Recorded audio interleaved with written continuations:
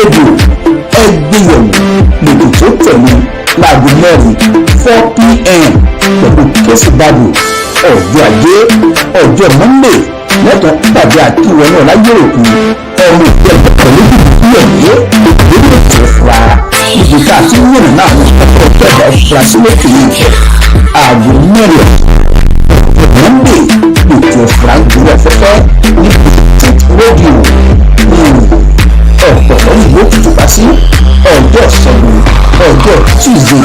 láago mẹ́rin ìrọ̀lẹ́ la kí wọn náà láyé òkú yóò tó gàtẹ́ ètò àyọkà rẹ̀ tọ̀ níbi tá a ti jọ máa dáké kélékè táàmù dábí ọdún rẹ̀ yóò rí lórí ètò àyọkà rẹ̀ tọ̀ bàbá wa àbẹ̀jọ́ gbọ́mẹ̀sì àgbẹ̀kúnlé àbẹ̀tẹ́ ọmọ ìyá súnmọ̀ tí ò pọ́nmọ̀ àtọ́kùn ètò ọ̀tún lọ ọ̀dọ̀dọ̀ gbọ́mẹ̀sì ọjọ́rú aago mẹ́rin ọ̀sán ètò ọ̀tún lọ wọ́n máa gbúdọ̀ afẹ́fẹ́ ní BNC rédíò fún ọba.